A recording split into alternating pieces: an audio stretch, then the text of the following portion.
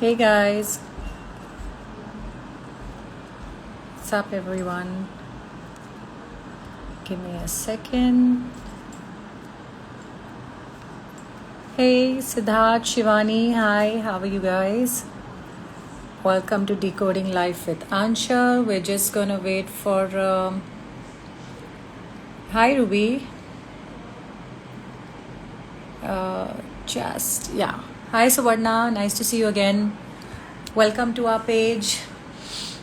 Just going to wait for Mimi to join in. So it's actually her first time joining in a live session. So she's not very. She's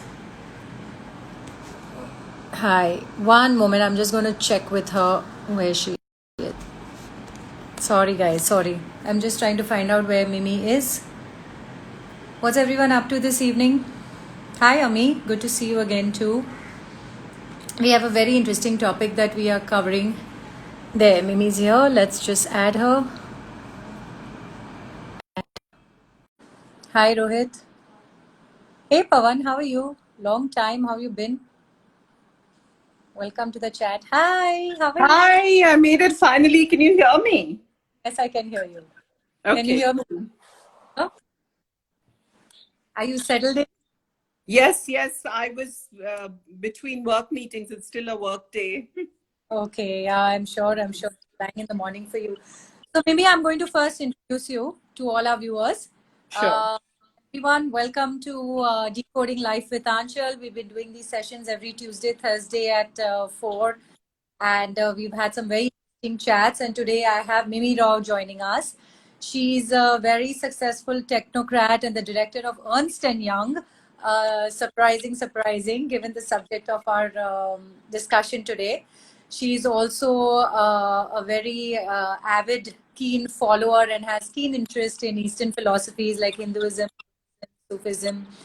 That is what she's pretty much doing all her free time. She's also a very, very dear friend of mine. I've known her for many years. Wonderful person at heart, and her knowledge on all these subjects is so incredibly immense that I'm sure even with this chat we can go on and on and on and on. And she has so much to share with us. Mimi, welcome to Decoding Life with Anchal, and she's all the way in and she's also in London. So welcome to our page. And Hi, we've been doing Achal. this for Thanks for having me. And what a lovely yeah. page. I love the name, Decoding Life. Very exciting. Thank you. And my mom and my sister have just joined in as well. So hi to them. Oh, hi. Yeah. Okay, so let's dive right in. Our subject for today, ancient wisdom in modern times. So tell us, Mimi, that how do we apply all our wisdoms from our scriptures, such as Upanishads, in our existing? Really, during this COVID times, we've all seen so many struggles, challenges in every department, personally, financially. And what is your advice? How do we start applying principles in our life today? I think first of all, when I must say that I'm an ardent believer. The deeper I dive in, I find that our scriptures, our Upanishads in particular, they are so rich in knowledge that is Got so current to our existence now, that correct. science is only just discovering some of the things that the ancients already knew, and they were so specific about it. So one thing I would really recommend to everybody is that whatever little time you have, if you can just have a dip in, and it's not just Hindu scriptures. If you get to the source of Buddhism, if you get to the source of Sikhism or Sufism, we're all saying the same thing. So, in terms of our topic today, ancient wisdom in modern times, I think first of all, let's just take a look at what life in modern times is about before we try and find any solutions for some of the Right. problems that we create for ourselves in modern Definitely times. at first, yes. So I think, modern life, if you look at it, it is in the pursuit of happiness. We are, Correct. whatever we do, whether you buy a handbag, whether you want to relate to a person, Right. whether it's your career success that you're craving, money, whatever it is that you crave, it is in the pursuit of happiness. Correct.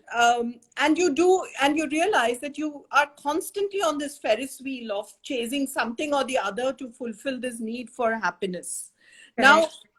the need for happiness is very, it's almost in our genes, it's almost bio-coded into us, you know, Yes. because we realize, we know at a very, very deep level, you know, that we are incomplete, and we are trying to search for that completeness, the Yes. Purnamada. That's what Yes. we're looking for. Yes. And that completeness, we try to find it in very, very Realistic things. material Also, things. And you know, I'm not for one moment suggesting that everybody gives up their lives, sits on the yes. Himalayas and stops wanting a new car or a new dress. I don't have such a approach to it at all. And But neither what does I'm trying to say is, sorry. no, I'm saying neither does your lifestyle permit that either. No, you know, walk the talk with your spiritual. Go on, sorry. Exactly. So what I'm saying is that it is important to live your life in the current material plane by understanding that you are not this, Yes. that you are not limited to this. The whole problem arises because we have this limited perception of ourselves, and we are completely identified with mind body. So where does the anxiety and stress come from? We chase something, we are happy with it for some time. Ask yourself whether it's a new dress, whether it's a new car, or whatever it is. It's £1 million in the bank. Next thing, you want the next million, or you want Correct. the next car. So there is no level of satisfaction because we are chasing happiness in things that are transient, that are Correct. temporary, that are material. And there Correct. is no harm in pursuing those whilst living in the awareness that you are not that. What is the truth? So in terms of our scriptures, I will refer to two very, very famous that I'm sure your whole audience here will certainly be aware of. You know, we have something called the four Mahavakyas, or the four great statements. I Correct. will refer to two of them in this context. So one of it comes from the Chandogya Upanishad, which says Tattvamasi, which is I am that. So what Correct. is that which you are? And that is also in the Brihadaranya Upanishad, where they say Aham Brahmasmi. These are Right. two very, very, fundamental concepts of ancient wisdom. So Aham Brahmasmi means you are Brahman, you are Yes. God, you are Yes. divinity, you are that. And Yes. as long as you can live in the awareness that at your deepest level, because we have 5 sheets, and when we talk a little bit further today, we'll talk about some of these things. This body is your Annamaya Kosh, which is just made up of the food you eat. Yeah. Literally, this is that. So it is I'm not saying neglect the body. Your health is very important because your body is a vehicle to spiritual growth. But if you become fully identified with this, you're never going to find your peace and happiness.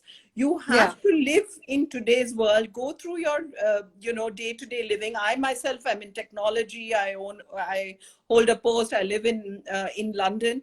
But everything you do, every second, every minute, has to be in awareness of the true purpose of human birth.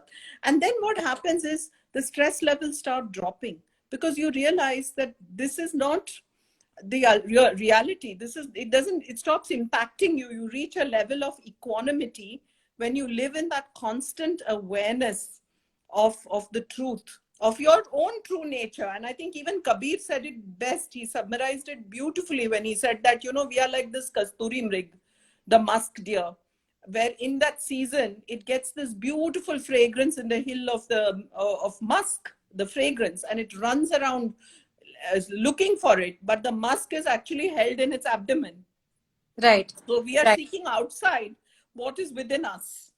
So actually here I'm going to interrupt you when you brought up a very interesting subject that, we seek happiness outside. Now, like you said, bags and shoes and material things, but also like, relationships, people. Every day we are in a rat race and we are seeking. And let's be fair to people who are actually trying to go deeply spiritual, go within, that there is this constant struggle with everyone, because everyone around in your environment is in this rat race. So if you're not keeping up, you're feeling like, oh, I'm not doing enough, I'm not achieving enough, I'm not succeeding enough, I'm not buying enough, I'm not meeting enough people, I don't have enough friends, whatever. First of all, how do you contain all this and learn to just be okay, and then come down to a point of then how to apply ancient wisdoms? Yeah. How would you advise we do that? So really, it's a really good Good question also, because I have to first of all say to everyone, I'm hardly a guru. I myself am a seeker. I'm also in the search, but I find that I have made marginal and tiny baby steps of progress because of bringing a certain rhythm to my life. So to Yeah. answer your question, I would say you have to time out. You have to take time out in the Okay. day, which is half an hour, 1 hour for yourself, and you have to meditate, because Okay. everything that you're talking about, and we can talk about it when we discuss yoga or something like that, is to still the mind. Yeah. You have to still the mind. Is the monkey that is pulling you in all directions every Right. second of the way. Every Right. minute, try to be without a thought for 60 seconds. You will find it almost impossible. So Impossible. it only comes by practice. There is no shortcut. There is no Right. vitamin capsule you can swallow to still the mind. You Right. have to take the time out. And I would say, even to start with 30 minutes a day, shut the world out, sit down and go within yourself. Unless you can meditate for 30 minutes a day, there is no solution. Also, there are some very good kriyas, kriya yoga, which you should take from only a guru who gives you the yoga. You cannot learn it yourself. There are people who do. Right. And practice those kriyas, because these kriyas are tools and techniques to sort of control the mind, if you like. And the Right. main technique, even if you don't take any kriya, when you sit down to meditate, if you can just focus on your breathing. Your Right. breathing is the tool. Your breathing is the pulley, like you have that pulley in the well which pulls the water up. Your Right. breathing is what can pull you into the deeper energies and control your mind. So Right. we do our breathing without even thinking about it. So if you can sit still for 30 minutes and just focus on your in breath and out breath, you will notice your mind calming down, and you'll get to a point you'll enjoy it so much. It's Right. intoxicating. You'll do it Right. on your own. Right. No, I know. I think a lot of people. I know. And I know that the meditation for me has been a huge challenge. And in fact, you were the one who introduced me to Buddhism 5 years ago, 4 years ago. I think when I was visiting you in London. There, see, my cousin's already saying Anchal here. But she knows I face a challenge with this. Uh, but so okay, let's come down to brass tacks now. Can you give us some kind of on how we can try some kind of a map on how we can actual tools and techniques that we can make small changes to be able to have a more fulfilling life? See, as such, one can fall back to yoga, and I will talk about it in a few minutes, because yoga Yes, is not, what modern concept is that as soon as you think of yoga, you think of yoga mats and leotards. This correct, is not correct. yoga And post at all. Instagram The to main purpose of yoga is to still the mind. And so yeah, if you look at the ultimate true, the ultimate text for yoga, or the first writing on yoga, so these are the Yoga Sutras of Patanjali, which are very well known. yeah, Nowhere, so the nowhere does he mention asanas. So yeah, asana is a posture. So the only thing, one sentence he has said about asana is sthira sukham. So that means correct. that which lets you be still In your is mind. asana. So if you wrap yourself into a pretzel and try to meditate while every joint in your body is aching, you're not going to be successful in Yeah, meditating like that. It is yeah, better you sit on a chair and adopt a position that is comfortable to you. But I would yeah, say, don't lean back. Have your spine erect whenever you meditate. Just keep your spine erect. I myself have knee injuries, so I cannot yeah, sit cross-legged. So I always yeah. meditate on a chair. So Great. that's Sthira Sukham. So in terms of small changes, this is the thing. There are many marks, there are many pathways to spiritual progress. But the number one thing you can do is how your own thoughts and how you Yeah, interact with others. right. A simple thing of living in love and Living in and life. non-violence. Now, Yes. non-violence, none of us go and murder people and beat them up. But We non-violence is non-violence in thought. we're You not know, very sure about no murders these days. yes. But non-violence is also envy. Or Yes. non-violence is also not thinking something harmful. Non-violence is complete transparent truth All of Yeah. these things make you non-violent. So I was So actually going to come with a question to you just while you're touching upon this subject that, how in a world where everyone is down your value systems on a daily basis with people around you, how do you hold on to our based on our ancient scriptures and everything that our ancient books have told us as to ways and methods of living life? How do you hold on to your value systems in today's day and age when everywhere around you there's so much temptation to constantly, whether it's relationships, whether it's anything, whether it's our business ethics, how do you hold on to this? see, What, first thing I would tell you is that don't let external factors define you. You yeah, know, you have to define yourself based on your value system. Otherwise, you're only reacting. See, if you're yeah, reactive, yeah, there's never yes, an end to, how much you'll react and how much you'll seek approval.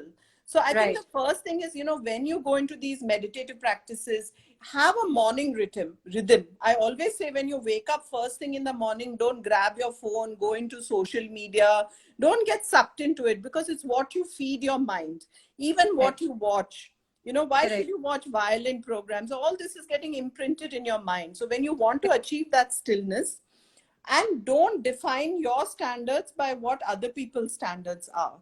But even at a level below that, I know it's a lot to accept, but actually there is no other people. We are right. all one. We're It all is one. like saying that the wave is different from the ocean. The Yeah, waves are part of the ocean. So there is a little individualization. yeah, We as individuals bubble up, but we yeah, go back into the ocean. So we are still made up of the ocean. So there is no you and there is no I.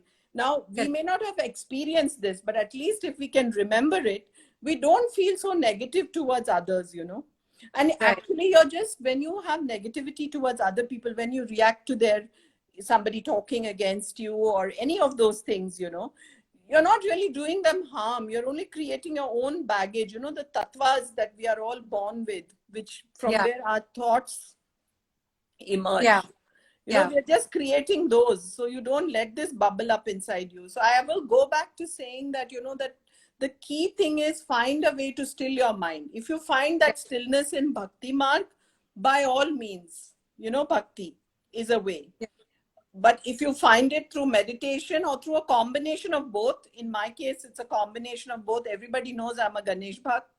And at the same time, I believe in the Advaitic internalization of your own divine energies. So right, find time in the day to be in touch with what is the true purpose of human birth, what is reality, and right, use that as the foundation to your thinking so that you're not constantly sucked. And it's an effort, it's a daily, and it's a minute by minute effort to rein in your mind and stay there. This is yeah, what, when you talk of yoga and Ashtanga yoga, people think Ashtanga yoga is twisting themselves into all sorts of postures as popularized these days, but it is actually just the 8 parts of yoga, and they correct, start with yama, niyama, pranayama, asana, dharana, pratyahara, all these parts which are just yeah, step by step movement towards stilling the mind. yeah, That's all yeah, it is. So that yama niyama, the first 2 parts, are observances and practices that you include in your day-to-day routine so that your okay. mind will still. Can you break down all 8 levels for us while we are at the subject of yoga, and then I'll come back to what I wanted to ask you earlier? Yeah, sure. So, the yoga basically starts off with yama niyama. So these are your observances and so for example, this stuff that I talked about, speak as much of the truth as you can. I'm not saying any of us are 100% true, but, Correct. try to be as close to the truth. Try to meditate at the same time every day. Have a cloth which you sit on which you meditate, and which is your, keep using that same thing, the energy bills. There are lots of little yama niyamas which are observances. There's no point in meditating if you're going to be bitching about somebody else the next minute. Very basic simple things, but they're not easy to follow. They're not easy to implement, They basically. are Yeah, not. yeah, Actually, they say it is only when you're fully enlightened that you're yeah. doing 100% yama Just, niyamas. yeah, yeah, yeah. But Also, you have to start somewhere. So then you start doing your yama niyamas. Then you go on to your prana asanas and pranayamas. So asanas, I mentioned, is just being able to sit comfortably. You know, yeah, Pranayama is the breathing that we talked about. Then there is dharana and dhyana. So this is dharana is that one pointedness. Slowly you will see it coming in the focus. So you will Right. see it in your day-to-day life also, that where you're, where you're focused on your work, you're only doing work. When you're focused on something, you're only doing that. It's a bit like that, Arjuna's that story where if he's going to shoot the arrow to the eye of the bird, he can see only the eye. Then Correct. slowly, through pratyahara and dhyana, dhyana is where you reach that point where you're able Right. to stay in that. You're starting to reach the fourth stage. I think this is a good time next to talk about Om, because Right. then you can explain what that bliss is. But your Yes. inner self, Yes. and then even when you go to samadhi, it is not the ultimate stage. So samadhi, you are in bliss, but beyond that is your kaivalya. Kaivalya comes from the word keval, meaning Okay. only one. So Okay. that is where you start seeing the complete oneness of all existence, and there is nothing but the purusha, there is nothing but the brahman. Right. And that is the ultimate stage, and that is the goal of yoga, to take you there.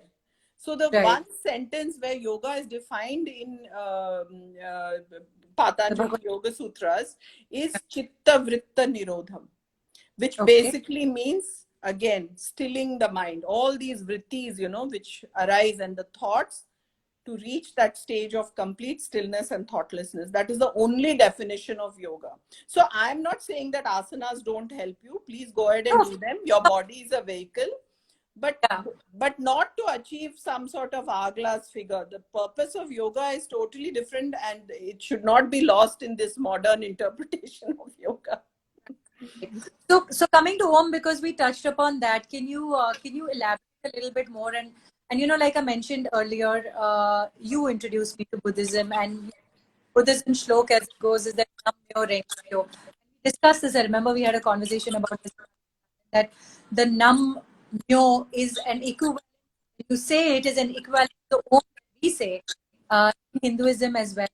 What is the significance and the importance of Om in our lives? And Yeah, elaborate on yeah. So Om is actually our connection into the spiritual world. The minute yeah. you start saying Om, you're reaching your deeper energies. And let's talk about what it actually represents. Okay. So Om, as you know, is called the Pranava mantra, or the original sound. And it consists of three sounds, A, U, and Ma. Now, Yeah. these three sounds, they represent the three states of existence. So Yeah. we have three states of existence, right? You've got your Yeah. waking stage that everybody, we are now awake and we are aware of this stage. Then you've Yes. got your dream state. When you fall asleep and you have a dream, does that not seem as real to you as this waking state?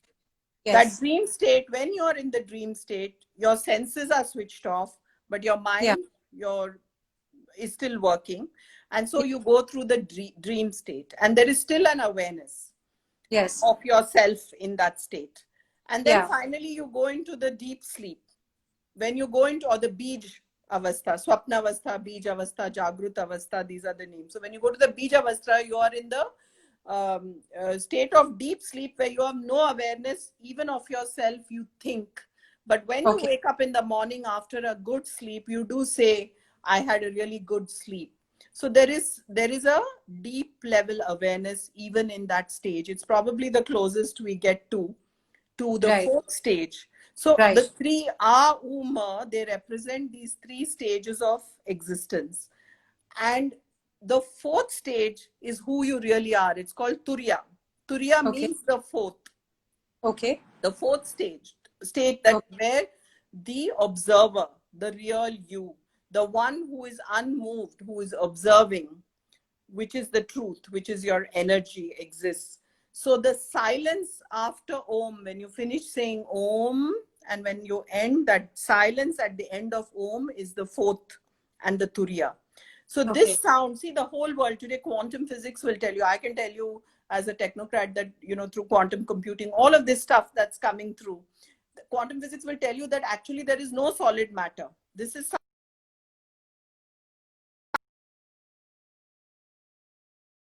and the frequency of Yeah. Om is something that takes you, puts you.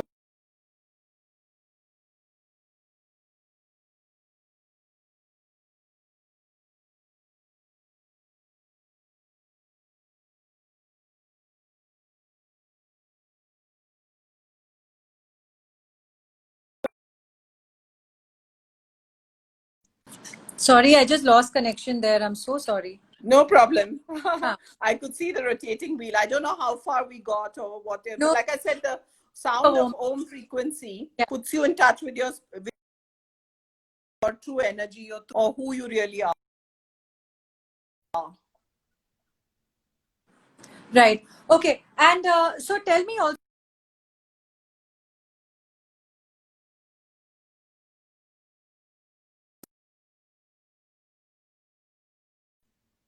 Lost you And I again? don't know what's happening. I don't know what's happening today. I'm so sorry, guys. So tell me again, in especially in COVID times, right? Because we're going through so much anxiety, like we discussed earlier. How can we? How do we detach ourselves from this constant fear and anxiety? And how do we stay in a space of okay, Yeah. this everything discussed for us, and how can we use whatever's prescribed in our Upanishads, in our Gita, apart from meditation? What would be your advice for See, this? if you look at fear on its own, look at any fear or worry that you have, you'll Yeah, find that fear is or and worry is something that is always from a time in the future or in the correct. past.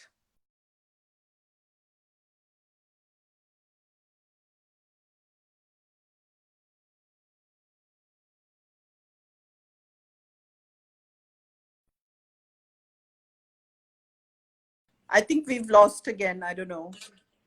Yeah, Can you? I'd lost you in between. I don't know how much was captured, so I'm just going to repeat it. yeah, So, fear and anxiety are both things that are time bound. yeah, They only exist in the past or the future. In yeah, this present moment, in this second, do you have a yeah, worry? Do you have a fear? The answer is always no. When you're yeah, worrying about something, you are apprehensive about something that's going to happen. It's not correct, happened.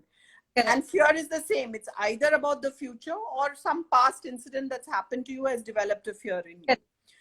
correct, If correct. you learn to stay present, it's almost the only single thing. Eckhart Tolle, he's written the book, Yeah, The Power of uh, Now. I would really recommend that book to a lot of people. Even if we can just do this one simple thing, that we keep ourselves in the present.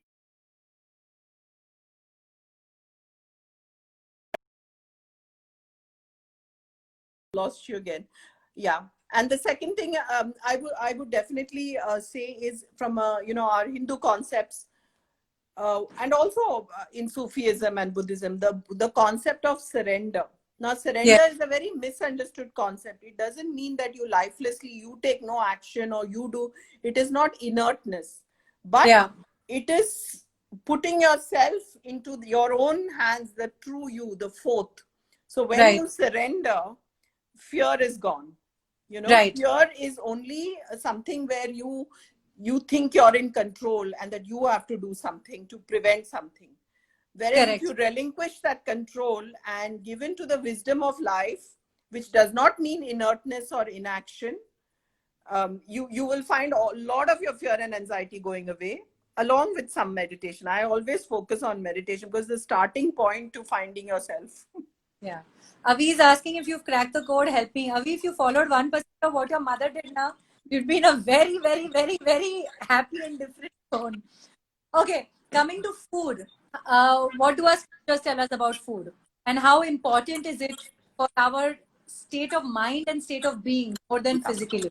Yeah. So food is fuel. Food has an impact on your body, as we all know. And first of all, we have to. I would include myself in that reminder that we have to jump off this Ferris wheel of being fat and thin and Correct.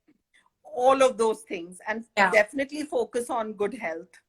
Yeah. But having said that, food is, we are a pot of chemicals walking around. There Yeah. are things from enzymes to hormones to, so many, many things that trigger, and there's a mind body connect. So Yeah. what you eat is not only what you look, but it's also what you think. Right. The two are Right. connected. And this is why in our ancients, there was no good food or bad food. There was food given to you based on your profession, Yeah. because then you needed a certain kind of mindset. So Correct. that's why if you were a Brahmin, for example, you were a priest or a teacher, you were Absolutely. asked to eat sattvic food, which Yeah. means food that is mild and doesn't instigate your ferociousness or aggressiveness, because it was not needed for this profession.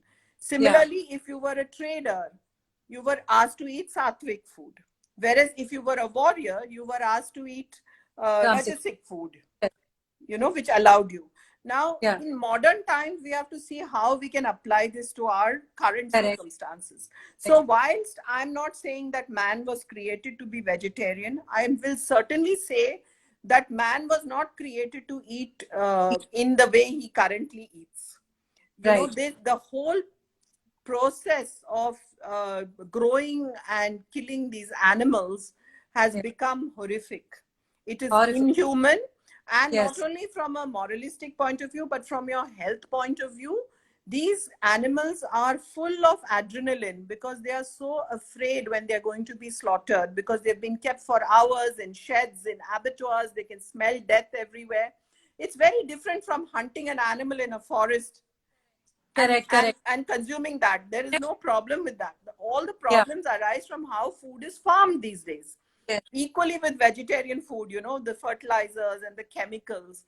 So Yeah. everything depends upon that. So as close to nature as you can eat, I would say eat.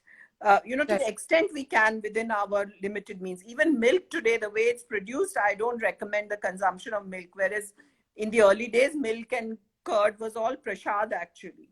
But Yeah. today, the way animals are pumped full of hormones and, kept pregnant for the whole year and they're milked, I don't recommend at all that people consume these kind of things. So the number one thing I would say is try to eat home food. Try not to eat food prepared by a corporation. So don't eat anything out of a packet. Packet or a yeah. Which has a shelf life. Don't eat food that has a shelf life.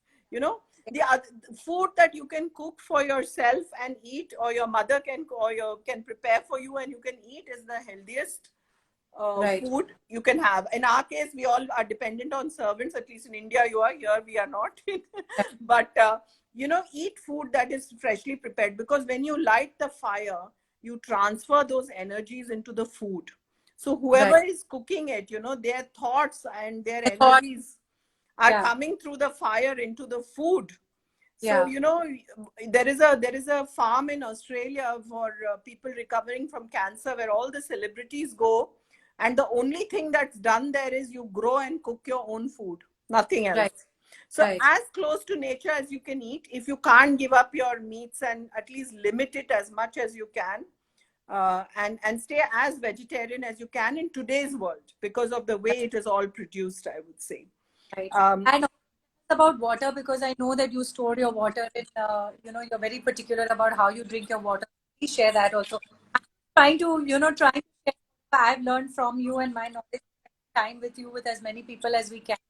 So, I think it's a very important quality you have, Achal, that you're so open to learning and you're so always seeking knowledge. You're hungry like a sponge. So I always enjoy my time with you, because you also want to absorb and adopt all of that. So yeah, I mean, I think when it comes to water, I think people really underestimate the effect it has on the body. Water is like plasma. correct. It is one of the 5 tattvas that make you up. Right. Your prana, that when we talk of the koshas, there's the pranamaya kosh, which is your life energy, that is associated with the water element. Right. So one thing I always tell people is, don't just open the tap or switch on your AquaGuard and hold a glass and drink the water. If you see how our grandmothers drank water, it was always filled in a pot. Whether it was a matka or a brass pot, you always fill the water in a pot, you let it rest. In our homes, I was a South Indian Brahmin. In our homes, we even did puja to that pot. So there was always one flower string tied around it. Yeah. See, there was so much wisdom in those ancient times, and that water is absolutely, good to drink. What happens when you just drink from a tap? That water is very agitated. Right. So all these things lead to the agitation in modern life, you know. Right. So always store your water, if preferably overnight. I take it to another level. I try to play chants and music. And, you know, even when you're doing puja, why do you get tirtham in a Yeah. temple when you go? Because you've done puja, that water has absorbed those Yeah. energies and you're consuming it. So when you pray, when you meditate, keep a glass of water and then drink it at the end of that process. Because Yeah. it's, you know, you'll solve half your health problems in how you drink water. Yeah, yeah, yeah. So, Mimi, you know, I know we also discussed that we will talk about relationships, but I also feel that because there's so much to talk about all of this, I'm going to leave the forum open for questions. I have one last question for you. I would actually really love, ideally, to do relationships an entirely different chat together. So, if you're all right with that, then, you know, let's take relationships as an entirely independent subject, because I'm sure that there's a lot to talk about it, and maybe we can do this next Thursday if you have time Sure. and if you're interested. And in the meantime, I'm going to leave the forum open for questions. Aishu, I know you've been asking about intuition. Mimi is not a psychic. She can't answer your question on intuition. She's a very, very learned person. And basically, the difference is she's all on, it's all about her and her in-depth analysis. I know Vandana ji was asking something. So, Mimi, let me introduce you to Vandana ji. She's a lovely lady and she runs care foundation for cancer, Wow. for women suffering from cancer, and I've worked very closely with her. Beautiful. And I would actually, it would be great if the two of you met. Now she's saying something. If one lives with people around, many things don't work, as there are reactions from others which do change your ways of thinking. I'm not sure what this means. Vandana ji, if you're still on the chat, maybe you can re-ask your question and we'll take that up. Um, in the meantime, Mimi, I want to ask you that if there were only two things that we could do in our life on a day-to-day basis as principles to go within to go spiritual, what would you do? So I think the two things I would definitely recommend, that if you're only going to bring about two changes in your day, one thing Yeah. is, you know, live in love, how you interact with others and your thoughts.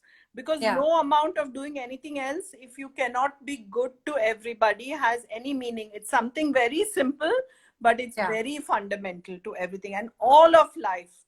You know, Yeah. every moment you have the opportunity to be the best version of you.